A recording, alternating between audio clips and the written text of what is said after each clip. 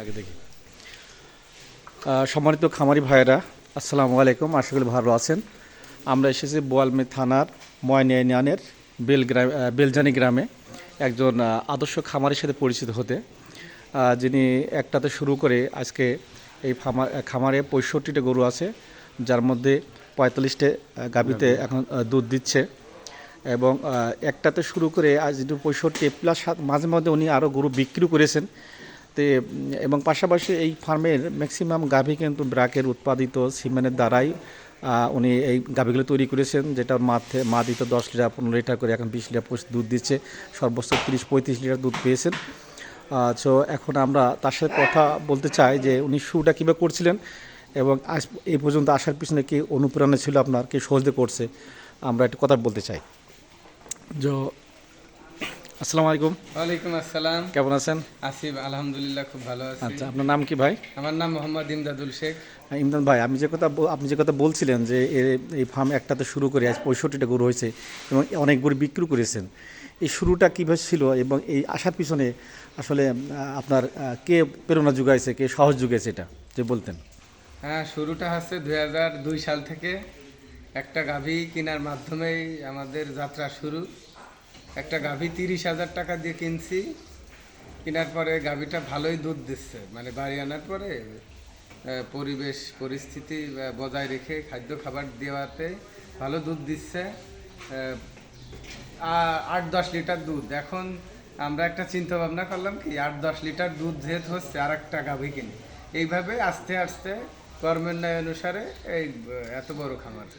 আচ্ছা, যখন আপনি যে বলছেন 8-10টা পরে গাভীতে আবার দুধ হচ্ছে, ভালো দুধ আছে, তা সিমেন্টটা কার মাধ্যমে দিতেন? এটা সিমেন্ট মূলত ব্র্যাকের সিমেন্ট দিয়েই বাচ্চাগুলো ভালো পাওয়া এবং ওই ভালো দুধ বাচ্চা থেকে ভালো দুধ প্রোডাকশন পেয়ে এলো খামার এত দূর আগায়। আচ্ছা আচ্ছা, ইমদাদ ভাই সাথে আসেন। আমরা যে গাভীগুলো দেখতেছি, অনেক গাভী এখানে আসছে। হ্যাঁ, তো এখানে কয়েকটা গাভী আমরা দেখি, যে সাথে গাভীটা দেখছি, এটা কত নম্বরের বলছিল আমাদের? এটা 183 নাম্বার বুলেট সিমেন্ট 100%।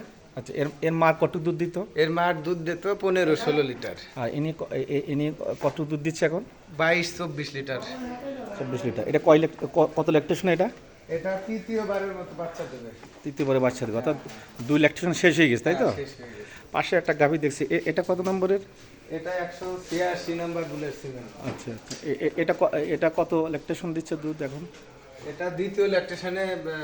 কত পাইছেন সর্বোচ্চ? এটা সর্বোচ্চ 20-22 পাইছি। বাড়বে। ওর মা কত দিত? ওর মা দিত 15-16 লিটার। ওকে। তো আমরা আরও কিছু গাভী দেখুন, অনেক গাভী, প্রায় 45 গাভী আছে, ম্যাক্সিমাম সবই 100 ব্রাকের, 184, 85, 86, যেটা উনি বলছে ওনার মাঠ থেকে। এটা কত নম্বর ছিল? এটা 184। 184। এটা কতটুকু দুধ পাইছেন সর্বোচ্চ? সর্বোচ্চ প্রথম ল্যাকটেশনে আমি পাচ্ছি 22-24। এটা প্রথম ল্যাকটেশন আছে, প্রথম ল্যাকটেশন 24-25। ওর মা কত দিত? ওর মা দুধ দিত 18-17-18 লিটার। 18-17 লিটার। সো দর্শক শুনছেন যে ওর মা দিত 15 লিটার, এখন সে গাভী দিচ্ছে 25 লিটার, 20 লিটার।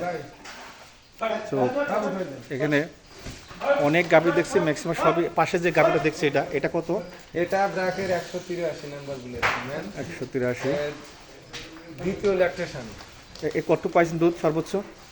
প্রথম ল্যাকটেশনে 20-22 পাইছি, দ্বিতীয়ই পাচ্ছি 27-28 লিটার। ওকে।